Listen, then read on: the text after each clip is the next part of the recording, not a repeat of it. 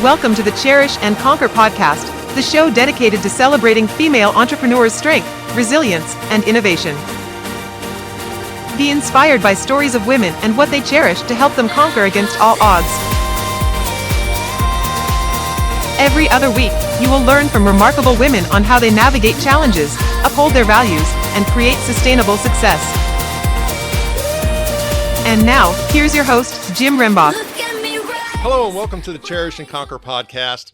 We're going to have a great discussion today because we're going to talk about things that are associated with how you get along or don't get along with people like you, not like you, and how it could actually impact your business. We're also going to talk a little bit about diversity and inclusion and what that kind of means for people who may even be solo entrepreneurs who are needing other people to do work for them, and how you actually choose and select and work with people who are going to help you move ahead, because we have Kelly McDonald on the show with us today. Kelly, welcome. Hi, thanks, Jim. Okay, so before we get in deep into that discussion, if you could share with listeners and watchers how you're actually making a difference in the lives of people that you work with today. Well, I'm a professional speaker and author, so that's my title, as it were. And as such, I speak at conferences all over the country and the world, but mostly in the US. And I do about 75, I would say, speaking engagements a year on average.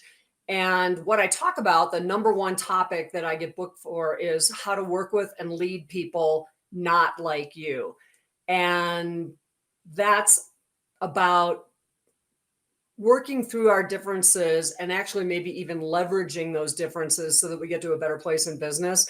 And I feel like nobody needs a course on how to work with people who are just like you, because it's easy. You get them, they get you. But a lot of us really need some help in working with people who aren't like us, because oftentimes that creates friction and we don't get them and they don't get us, and it's not productive in business. So working with people not like us is here to stay. We're always going to be working with people not like us. And so that's kind of my lane and my purpose and my calling. And that's what I do. Well, and arguably, as you were talking about that, the differences of the people I work with, even though you were referring to that you speak mainly in the US, I mean, it's global. So Totally. how has the whole globalization of all the work that we do impacted all of those issues you're talking about? Well, it's everything. I mean, when we talk about people who are not like us, first, I'd like to just say that I like to think about diversity in the term of not like you. And so any way that can be not like you is diversity, in my opinion. Someone who lives in a loft in Manhattan is very different than someone who lives on a ranch in Wyoming. And that has nothing to do with age or race or ethnicity or even gender or anything like that. It just has to do with where you live and how you live.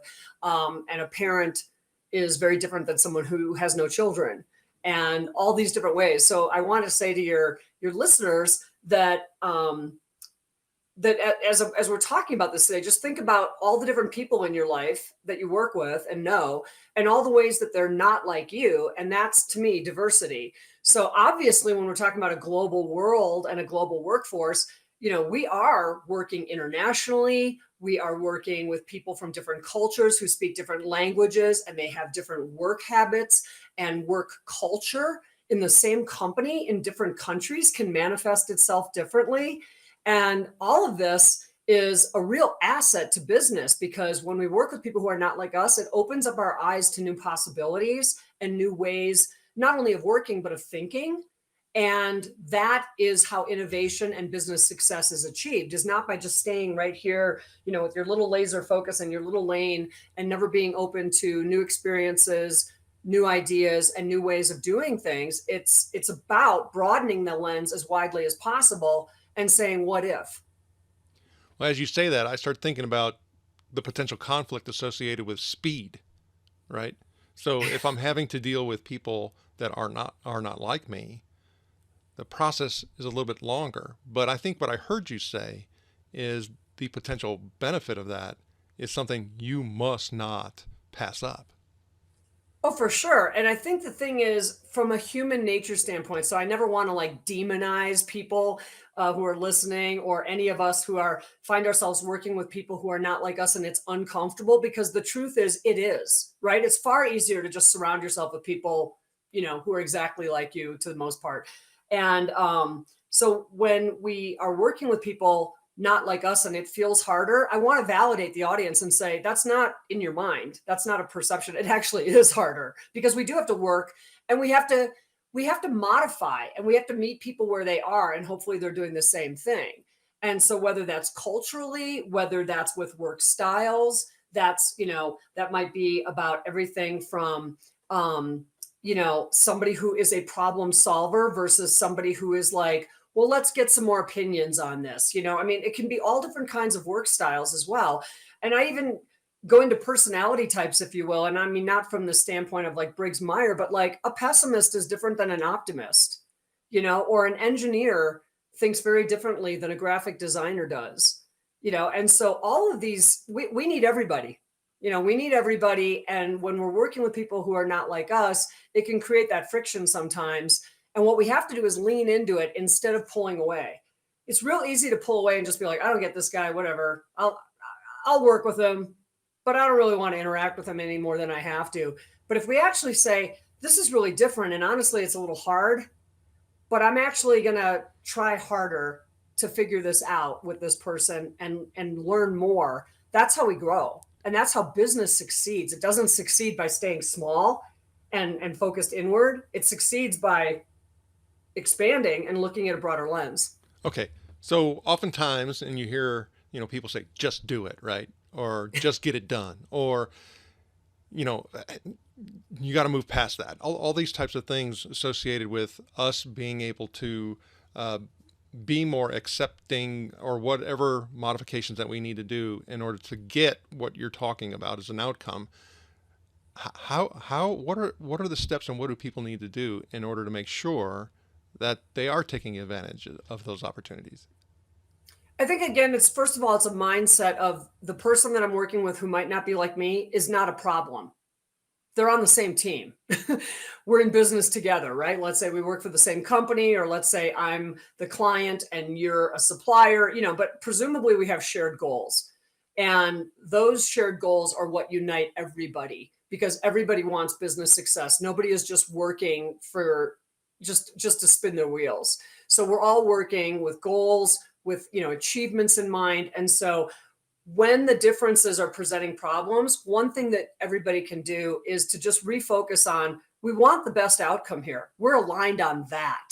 How we go about it might be a little different, and I might not agree with you. And that's okay too. It's okay if we don't agree. It's okay if we don't see eye to eye. We need to continue to talk about it so that we learn why another person's perspective is different. That's where real learning is.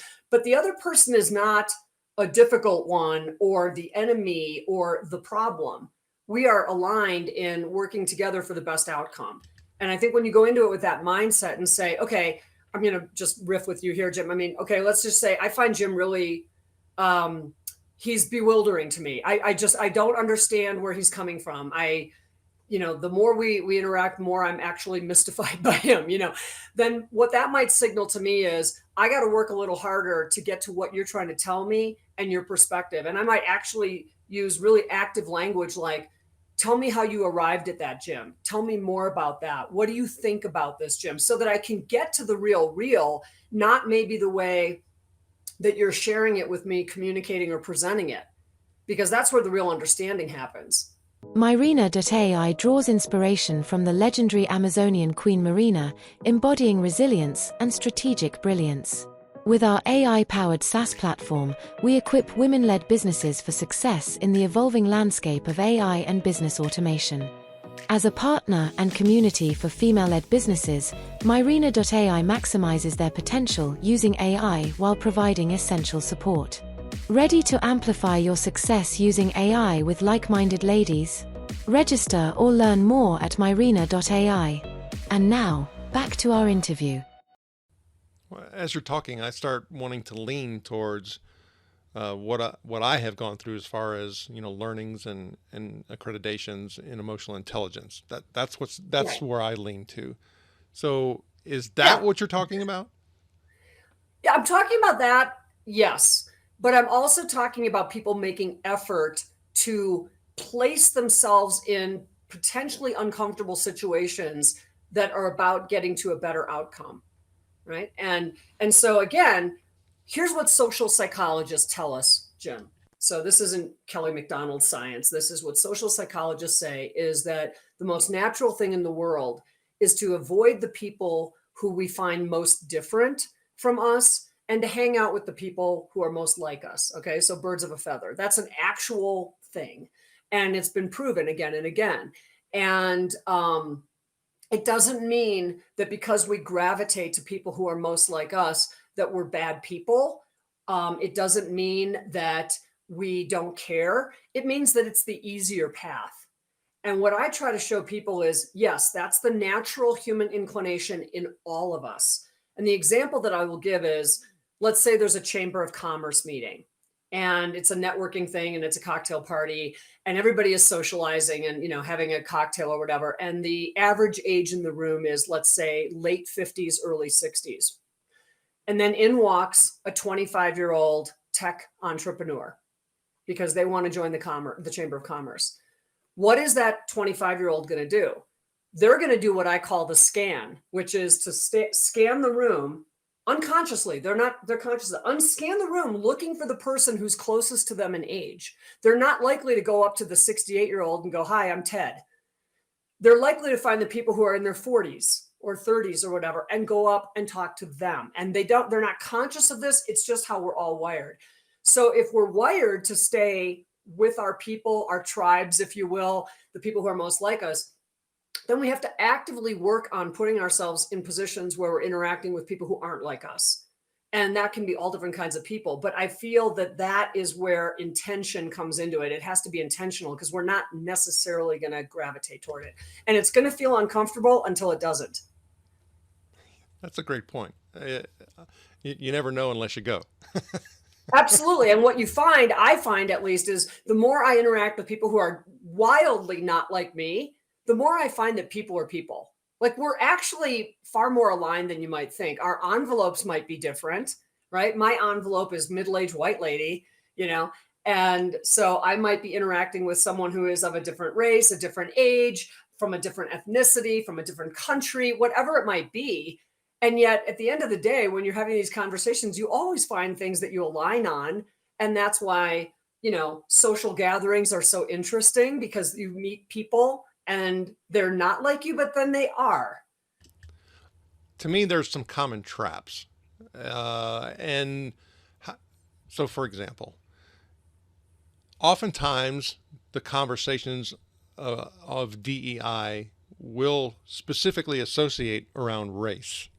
For sure. And then it becomes a very different, type of conversation that occurs when we're just focusing in on race. I would dare to say, while it's okay to go down that path a certain way, continuing to go down that path now makes it a particular negative. And now I actually start creating, cliques and separations, just like with anything we talk about. It's if we like a trait, if we have a particular trait that we have strengths in, if we overuse the trait, it becomes a negative, right? So, I mean, that's my thought. What are your perspectives on that? Well, I think you're right. And I'm just going to say this, and I don't mean any political angle here at all, although some might see it that way or whatever. I look at diversity as the way the world is. Like, there's all of us here, right? All of us. And so this isn't, when we talk about diversity, I don't think it's about being woke or anything like that. And I don't think it should be in business at all. Business is business. Business doesn't run on feelings, and business doesn't run on, kumbaya, we are the world. It runs on metrics. And so from a business standpoint, diversity, meaning working with people of all different kinds of people, different perspectives, is really what we're after, has been proven to be a business asset across every metric on which business success is measured: sales, profit, satisfaction, client satisfaction, employee retention, customer loyalty. I mean, you name it. Every study that's ever been done shows that diverse teams outperform non-diverse teams in all of these ways. And businesses have come around to realize that this is a true business asset. Now, having said that, there are those companies that perhaps didn't present and educate their teams about why it's really important to diversify the employee base. Because if you don't explain that and you don't share that and talk through that, then people are going to go, well, yeah, Samantha just got the job because she's a woman and we've never had a woman in that position, or, Fred got the job because he's black or whatever it is. And those things are really corrosive because that's actually not the intention of putting people into different positions. We're looking for diversity of perspective. And that is the bedrock of innovation, right? The bedrock of innovation is somebody else going, what if?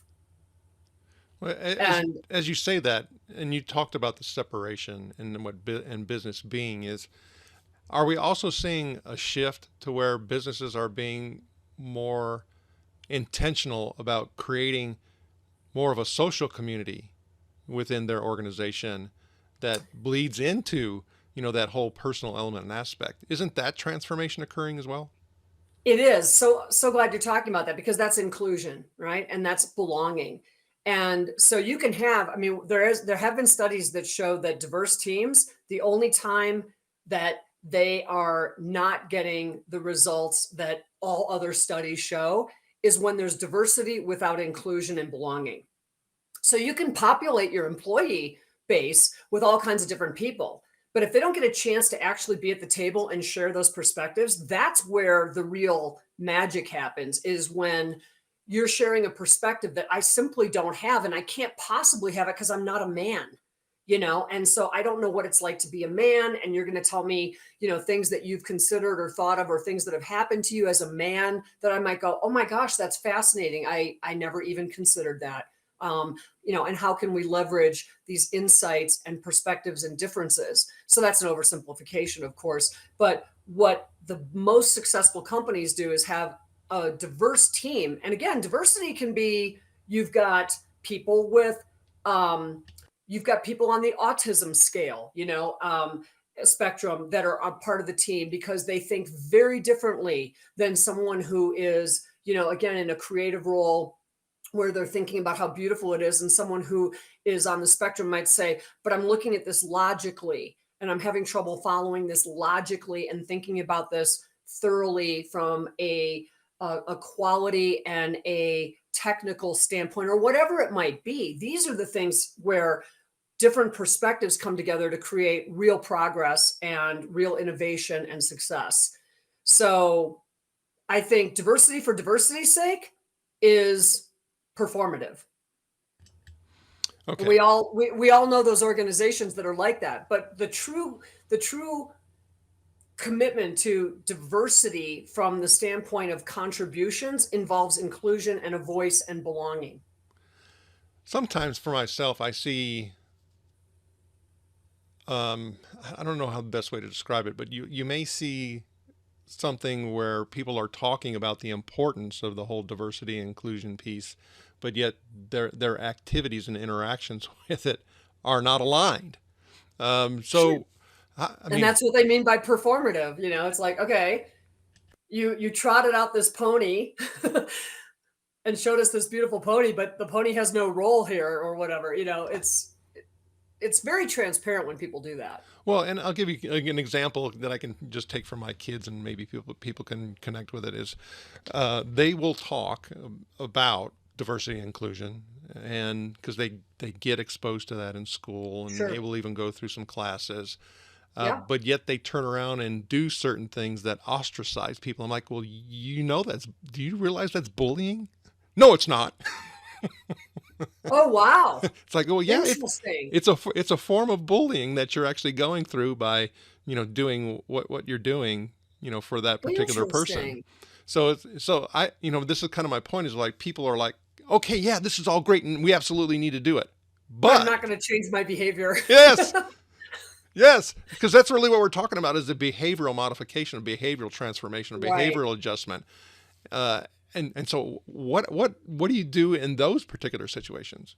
It's exposure. Okay. So and this is why, and no disrespect to any HR professionals who are listening in on this, because HR professionals, I just about worship them. They were the ones who saw the need for diversity 15 years before anybody else was paying attention to this. So they're heroes in my mind. But what happened in the beginning of, diversity training was a lot of unconscious bias training, which is on the surface incredibly important to us, but it's got to be presented the right way, or it comes across as like shame and blame, like, oh, you're a middle-aged white guy, Jim, so you've had all this privilege and blah, blah, blah. And what it did was it actually shut people down. Nobody wants to sit there and be told that they're a villain. They're like, I didn't do anything. I'm just here working for IBM or, whatever. It's like, so that, that kind of exposure to diversity in the early days was problematic because it wasn't going beyond the classroom. The trainings in the classrooms and all this stuff were helping and giving us some education and some things to think about. But really the application of diversity is the day-to-day me working with people who are not like me. It's sitting around the table where we're actually with, again, that shared goal, a common objective, and saying, what do you think? What do you think we should do? And somebody offers different perspectives based on our perspectives. The only perspective that we can offer is our own. I can't speak for your perspective, Jim. I can't speak for anybody else's. I can tell you what my mind goes to. And of course, that's a culmination and a sum of every experience I've ever had, every conversation I've ever had, all the learning I've had from other people and the situations that I've been in, etc. And that's my perspective. And that's not going to be like anybody else's. And so where we get comfortable with this is by exposure. I mean, if you look at kids today who are going to a very diverse school, they're far more comfortable with different races and ethnicities and backgrounds than our parents ever were, because friends are friends and people are people, and they play together and they're in class together and they joke together and all of these things. And so the greatest antidote to prejudice and discrimination is exposure. When you are exposed to people and you're really truly exposed, not just, hi, nice to meet you, but like working together, you realize that people are people. And especially if there's a common goal and that shared, vision, it's not that hard, because what you can do when perspectives get a little uncomfortable for you, or like, I just don't even get this person, where is he coming from, is just keep coming back to, tell me more about that. How does that work with what we're talking about? Tell me more about that. How do you see this? How did you come up with that? And not in a, tell me more about that, Jim. That's clearly a dumb idea. Tone is everything, but leaning into it instead of just going, I don't get this person, whatever. I'm going to limit my exposure to them. I'll say hi to you in the hallway, but I'm never going to eat lunch with you or, spend more time with you than necessary. Okay. That's where the really successful businesses have done a great job of just bringing people together. Well, now you bring up an interesting point, because you gave reference to in the room, and you gave reference to people being, in proximity of one another. But that, for a lot of organizations, does not exist because they're remote. Sure. Yep. So, even harder. Yeah. So how does an organization who does have a mix, or even maybe a little bit more, of remote workers that are now essentially working in isolation, and every once in a while like this will jump on a call, I mean, what do they have to do differently?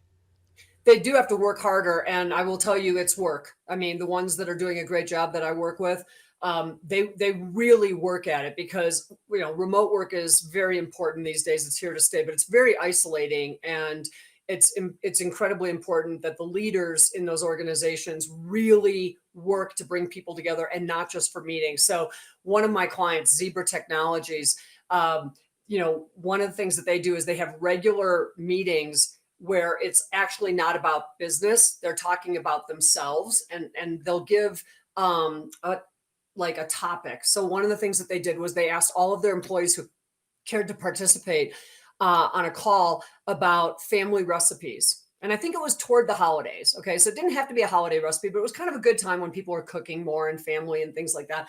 And they said, what are traditional family recipes? And what they found was they had an overwhelming response. And they're a global company. I mean, tens of thousands of employees all over the world. And what they found was everybody had their favorite recipes, whether it was their moms, their grandmas, their brothers, something they created or whatever. And then they turned that conversation into a cookbook, and they shared that cookbook with the entire team. Okay. Globally, they created a cookbook of employees' favorite foods and favorite dishes and everything. And I thought that was a great way to be different. All right. We're all different, culturally different foods, all that kind of stuff, different holidays. And yet brought it all together in a way that made everybody go, oh my gosh, when you were describing that dessert that your great grandmother made for every birthday or whatever. I couldn't wait to try it and things like that. And that's where the humanity part of it comes in. So I think that people who are leading remote teams really do have to work on how can we bring people together where we're not just talking about a project or a job or a goal. That's obviously the foundation of why we're here, but we're not robots, and we do need to connect with people. And working at home is a wonderful thing, but it can be very isolating for the employees too, and they like that connection. They want that connection. Another client of mine tries to break the ice with every single meeting with like a very quick lightning round of what's the first concert that you ever went to, and everybody's gone to a concert. And so people, depending on your age, they're like, Peter Frampton, and everybody goes, oh my gosh, Peter Frampton, like, how old are you or whatever, or they'll be like Bad Company or REO Speedwagon or whatever it is. And so it becomes this big laughter point because you start to really, bring back some bands from, decades ago and start talking about that. But everybody's been to a concert, and everybody's first concert was usually kind of corny and kind of hokey by today's standards. And so it's fun. And anything that you can do that brings people together like that with a shared experience has value in it. And it also gives employees a jumping off point so that when they're talking, like if you shared something personal like that, your first concert, well, Jim, what was it?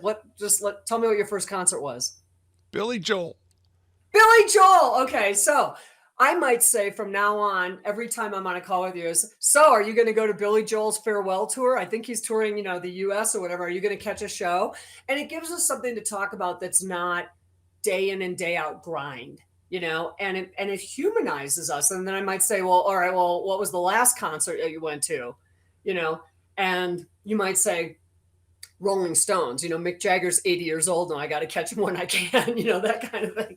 So I think anytime that we can just bring the humanity into it, we should, but it does take work and intention. It's not going to just happen by magic, especially with remote workers. At the core of Myrina.ai is customization and the innovative AI you process, which uses AI to infuse your personality, style, and vision into cloning you and growing your business. Are you ready to amplify your success using AI with a community of fellow female entrepreneurs? Go to Myrina.ai today. And now, back to the interview. Okay, so let's put this in a little bit closer context. Okay. Female entrepreneur like yourself. How does all of this, impact you and your business and how you operate? Because you're a small business, right? Yeah. So very small. Yeah. How do you leverage it? How do I leverage my femaleness? Well, just everything that we're talking about in regards to the whole diversity piece. Because you're having to deal with, like, for example, the podcast booking agent, that actually brought us together originally, and now yet again, how does that impact you? It's a really good question. I haven't actually thought about that, like my gender, in a while. I will tell you that I've been speaking for 22 years. And in that time, I saw a pretty big shift about 10 years ago where I would be talking to meeting planners who are booking speakers for their conference. And I would be on the short list, and we would be talking, and they would say something like, yeah, we can't just put the same old 58-year-old white guy up there anymore, because the audience was becoming more diverse, and not just people of color, but younger executives, Gen Z, millennials, et cetera. And they were like, we don't just want the same old, pushing 60 white guy up there. And so my business ended up booming because I was a woman. I mean, I'm still white, but I was a woman, and I benefited from that. But I remember feeling that shift and having a lot of conversations with clients where they were telling me, like, I'm so glad to have a business speaker like you, Kelly, with the topics that you have, who's a woman. It's, this will be our first keynote with a woman. And so I think that kind of diversity is every day now. I don't really hear those conversations anymore at all. But I never really ever thought of myself as a female entrepreneur, Jim. I just always thought of myself as an entrepreneur. Does that make sense? Yeah, it does. It does. Then what I would like to know, though, is what inspired you to start your own business, and how does it align with the concept of cherish and conquer?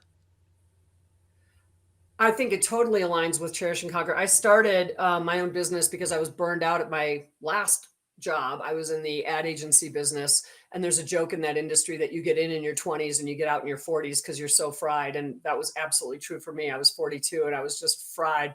And I remember, thinking like, okay, I'm a one trick pony. Like, this is all I've ever done. What do I do when I don't have any other trick?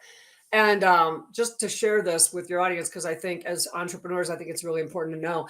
I started reading a lot about how you can figure out what your purpose is and your calling and what you're good at. And I didn't want to pay somebody $10,000 to tell me about myself when I thought, if I have any ability to be introspective, I should be able to figure this out. But one thing that really landed for me, and this is what crystallized it for me forever, is I read in one of the books that I was reading about this, they said, think about every time in your career that you have had an atta girl or an atta boy, that high five when you come out of a meeting or where somebody goes, man, you crushed it in there. That was awesome. Think about all those times that you can recall and think about what was the common denominator in all of those. And for me, when I thought about it, I thought, oh my gosh, it's every time I'm giving a presentation. Because in the advertising world, that's all you do is give presentations. And so I had a gift or a talent, whatever you want to call it, for being a very effective person when it comes to giving a presentation. And my training, because when you have a meeting with the VP of marketing for, Toyota or something, you get 55 minutes with that person, and you've got to take them from a problem to the data, to the strategy, to the solution, to what that looks like from an ad campaign in like 50 minutes. So you learn to make your stuff really tight and really effective. And years and years and years of that became great training for what I do now. So when I thought about that and I realized, wow, I have a gift to teach is really, I guess, what it came down to, but I teach with PowerPoint. And I thought, okay, now how do I make money at that? And then that led me to professional speaking. And the cherish part of it is, so, the cherish part is, to me, it's all about people and culture. Like, business doesn't really run without us. I mean, we can have the greatest technology, we can have the greatest products and innovation and science behind whatever it is and things like that. But then ultimately, it's people and culture that make the difference. And we're seeing that in business with the number one reason why people leave a company and join another is not pay or position anymore. It's culture. That's the number one reason now. That's going to stay because good jobs, good people can always find good roles, but it's the culture that makes it worthwhile and the culture that makes the connection. And so that's the cherish part. Is I like to cherish people and culture. I want to help companies and organizations build that cherishing culture. And then I guess the conquer part is just keep building, on the conquer part, I will say this is my number one piece of advice for entrepreneurs is say yes to everything that comes your way, even the stuff that scares the heck out of you. The biggest gains in my career that I've had have come when I said yes to something, even the stuff I didn't want to do. When Wiley, the largest publisher of business books in the world, called me and wanted me to write a book, I had no desire to write a book. I was so incredibly busy. I thought, oh my gosh, I can't do this. Also, I was scared to death. It's Wiley, it's Wiley. Like, this isn't some obscure publisher or anything. Like, this is the best. And what if I'm not a good book writer? What if I write a book and it doesn't sell? I mean, I had all these fears, but I just, I went for it. And it changed the trajectory of my career completely. It's one of the best things I've ever done, but it scared me to death and I didn't want to do it. It was a lot of work, and so everything that I've ever done that has opened up new doors for me is because I was presented with an opportunity and I said yes. So those things, I believe this. I don't think those things happen by magic. I think things come to us that are supposed to come to us. And if we're open to them, you have no idea where they can take you. Thanks for sharing that. Yeah, as you were talking, I started thinking about what you may hear in regards to, writing a book, easier to write a book, today than it ever has been, all of those types of things. You hear it is. Yeah. Well, we're going to get into Not that. in my experience, but yeah. And we're going to get into that. Easy to publish a book, maybe with self-publishing. I'm not sure it's ever easy to write a book. Well, and so here, and we'll get into that in a second. Okay. So, I think you having the ad experience background and now being an accomplished author, you'll hear people say, oh, write a book, it'll bring you more business. Where a lot of people say that I wrote a book and it didn't bring me any business. What's the magical difference between the two? I had the former experience. Okay. So my editor at Wiley, who's now at Stanford Press, Richard Naramore, got to give him a shout out. He was with me for all 4 of my books. And he is I was blessed to have him as my editor, because he was more of a coach than somebody who says, put a comma here. It wasn't like that. It was about really guiding me. And, and I've got 4 best-selling books because of him. And one of the things that he shared with me in the beginning on my first book was, if he said this once, Jim, he said it 1,000 times. He was like, do not write this book for the money. I got an advance from Wiley, but it's not like, $500,000 advance. And he said, don't do this for the money. There's no money in writing a book. By the time you create a website for the book and you do the marketing that's expected for you, you're going to take your advance and reinvest that in marketing for the book. And he was right.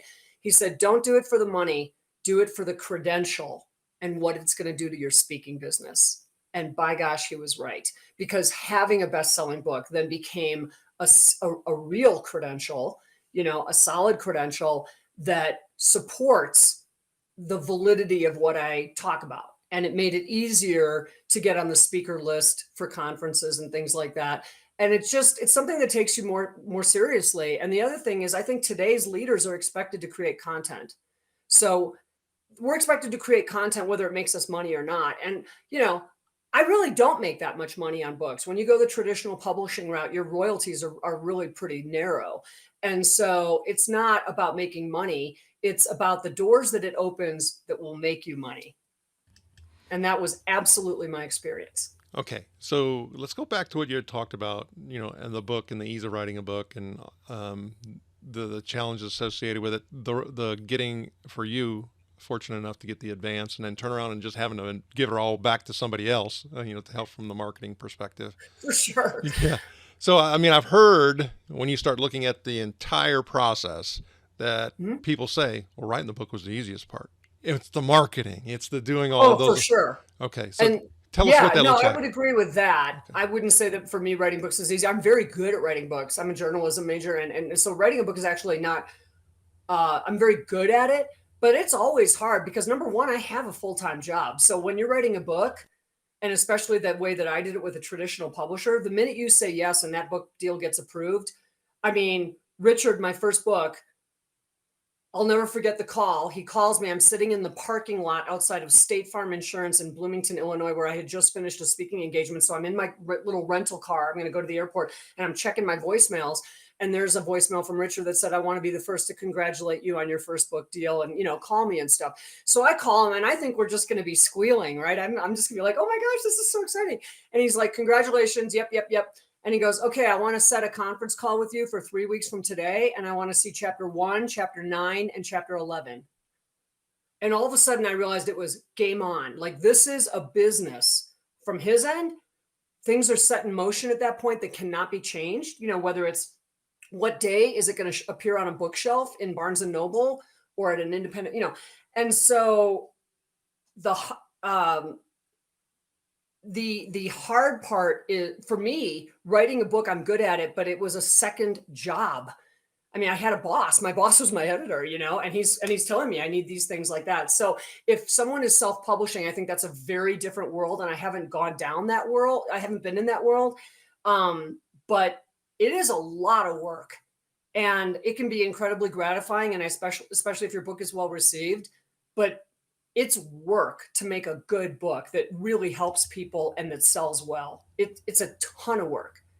And I'll tell you what, here's a little peek behind the curtains too, is, of course, I would put every effort I had, every dollar, every connection, everything into marketing that book, and especially to come out of the gate strong. I'm calling every one of my clients and I'm asking them, do you want to buy books for your insurance agents if it was an insurance company, or your tellers if it was a bank?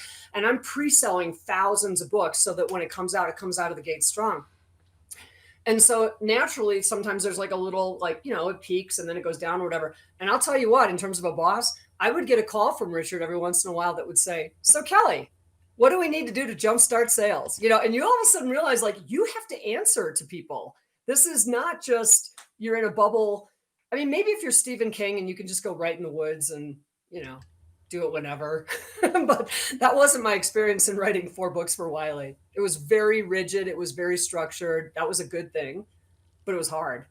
I would dare to say, though, if you decide to go this particular route of authoring a book, if I'm self-published, I still should follow that same type of discipline. Yes. Yes. Yes, I agree. I think the structure that it put in for me was very, very good. What I did is, I'll just share this, it worked for me. I wrote 1 chapter a week. And what I did was I thought all week long about what I was going to write. So if this chapter was about, I don't know, let's say inclusivity or something like that, I would think all week long about what are the key points I want to make in that chapter and what are the examples. And I'll give this as free advice to your listeners too, is examples, examples, examples, examples. If you just write your theories about stuff, it's really dry, it's really boring, and it's easy to forget. But it's the examples that drive it home, and you can never have enough examples. And then that way, when I sat down to write on the weekends, because that was the only time I had, so Sundays was writing day, and I can write a chapter in about 4 or 5 hours, but I had to be ready to write, and I had my notes. And so I was very structured and very disciplined about it because I had to be, because it's not like I had the luxury of just writing a book. I had a full-time job, traveling, speaking, and so it was really hard. But that was my process. Sure. Thank you for sharing it. Can you share a time or a moment when your passion for your business persevered, helped you persevere through tough times? Yeah. Last year, I mean, this is a personal thing, but it was also a business thing. I had a house fire last year, and I was displaced for 13 months. And a lot of that time was in a residence inn. And I work from home too when I'm home. And not having a home and being in a hotel, and then in a really, really, dare I say, crappy rental home, just like really beat up, old, nasty, was really mentally the most challenging thing I have ever gone through. I have gone through all kinds of personal challenges, just like everybody else, but losing my home was something I never thought was going to happen to me. May have never happened to anybody. And being displaced and what that did for me. And so for me, work was an escape from that. Like, I welcomed every chance to get on a plane and get out of there because I'm in this residence inn and I work from home. So the little living room in the residence inn, which is, that like nothing, is also my office. It was just like I was climbing the walls. And depression and just I can't tell you what it did to me. It messed me up big time. And so I had to persevere through that because it didn't matter what I was going through. When I got on stage, they're paying for perky, they're paying for presence, they're paying for, for me to be me. And that wasn't that hard because it was a welcome relief to get out of that room and go somewhere. But I was not okay. And I had to fake it till I make it, I mean, just really, truly, like, show up, do your job, But you're back in the home now, right? Yes. Finally. Yeah. Very good. It was, it was tough, I'm but I'm sure there was a celebration when that happened. Oh yeah. And you get all new furniture, and you, so, you get all new everything. But I'm just saying, like, that's not nearly as hard of a hardship as some of the things that people have shared with me, like losing loved ones or horrible disease and disability and things like that. But I'm just saying that was the most difficult thing that's ever happened to me in my life. And it just went on and on and on and on and on. And, I think one of the things you got to realize is, like, none of us are immune. Good things are going to happen to all of us and bad things are going to happen to all of us. I really realize that. It's just like, and we have no choice but to just keep soldiering through. And on a personal note, you find out who's really in your corner when that bad stuff happens. I found out real quick who my real friends were, versus the people who were just like, oh, I'm so sorry. There's people who showed up for me in ways big and small that I'm never going to forget. Very true. Okay, So so there's cherish. Yeah. yeah. So can you provide an example of a time when staying true to your principles led to a significant achievement or breakthrough in your business? Significant achievement based on principles. I'm going to say my books because I was writing about diversity and I framed it as people not like you so that it would be broader. And I meant that not in a, oh, I want to get past the D word thing, but it's also true. I mean, again, if you're a guy and I'm a woman, we're going to be different. Um, I was writing about diversity before anybody else was. And that was about a principle. That was about a calling for me. Again, I had no desire to write a book, but when I started writing it, I realized I had a lot to say and I wanted to put it out there. And whether it did well or not, I just wanted to put it out there. And so that's mine. Okay, so how do you maintain a healthy work-life balance as a woman in business, and what strategies have worked well for you? Well, I didn't for a long, long, long, long, long, long time. I was just a gerbil on a wheel, and I am incredibly dedicated to my work. So I could just power through anything, and that's all I ever wanted to do. And I think, in a way, I have a work addiction. I really do, like an actual addiction. It's a great way to hide, behind the things you don't want to deal with, like any addiction, and it's a socially acceptable one. But what ultimately happened is my health started suffering because of what I do. I eat a lot of conference food. I eat a lot of airplane food, and you're not exercising because you're on the road and stuff. And so I found myself several years ago gaining a lot of weight. And I really had that moment of like, nah, I got to do something. I hated the way I looked. I hated the way I looked at my clothes. I hated the photos I saw of myself on stage, all that. So I took up boxing, not kickboxing, actual boxing. So that's something I did for myself. And then 2 years ago, I took up cello. So, oh, look, there's my cello. And I'm learning to play cello, and I'm absolutely horrible at it. No, it's really hard. And I'm also, I'm not a kid with a young brain where they can just learn anything. But I find that these things actually are making me better all the way across the board. I never thought I had time for anything else other than work. But the more other things I put in, the better my work got. Just literally work-life balance, which I never did for 38 years or whatever. I mean, it's only in the last few years that I've actually started to have some work-life balance, and it's helping. Well, that's awesome. Thanks for sharing. Yeah. Okay, so now it's time for our breakthrough blitz rapid round. Kelly, are you ready to help us break through? I am, but I'm scared. Oh, you're fine. Okay. So what's your favorite productivity tool or app? Productivity tool, I've got to say Outlook. I put everything in Outlook. I mean, I know that's really boring, but Outlook runs my life. That's okay. What's your favorite way to unwind after a busy day?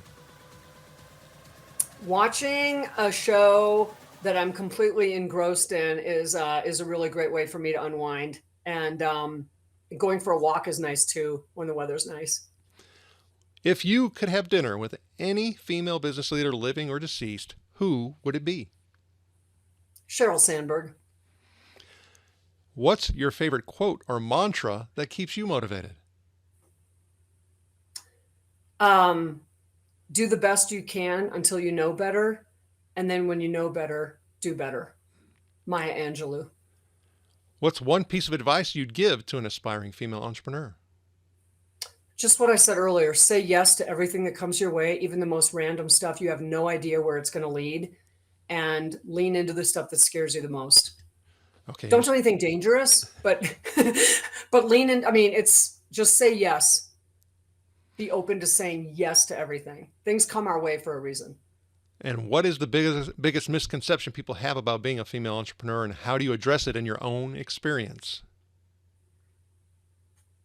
I think the biggest misconception that people have is that women are, pulled in so many different directions with kids and family life that, they might not be as effective as a man. And every woman that I know who's a female entrepreneur manages to do it all brilliantly. And I don't know how, because I don't have kids. So that's one thing I don't have. That's one big responsibility I just don't have to tackle. But the women that I know who are killing it, they are wildly successful women entrepreneurs, smart as whips, demanding personal lives, all that goes with it. And they just kill it. And I don't know how they do it, but they do. And I think that's a misconception that some woman is going to be like, oh, well, maybe a man would be better in this job because, they might not have as many home responsibilities. And number one, it's antiquated thinking. But number two, it's simply not true by my own experience. Kelly, I had a fun time with you today. How do listeners and watchers get in touch with you? Oh, sure. My website is mcdonaldmarketing.com, and it's MCDONALD marketing.com. And you can find me on LinkedIn, and I am Kelly C, like Christine, Kelly C. McDonald on LinkedIn, and I would love to connect with you. My phone number is 214-929-7700. That's my cell phone, so don't blow me up too much if it's... And I love to talk to everybody. So thank you so much. Kelly McDonald, thank you for sharing your knowledge and experience, and we wish you the very best. Thanks, Jim. Had a great time. Thanks for tuning into the Cherish and Conquer podcast from Marina. Join our community of trailblazing women at community.marina.ai and get access to exclusive resources, checklists, and guides. If you found value in today's episode, please rate, review, subscribe, and share it across your social platforms. See you soon, and remember, barriers are for breaking.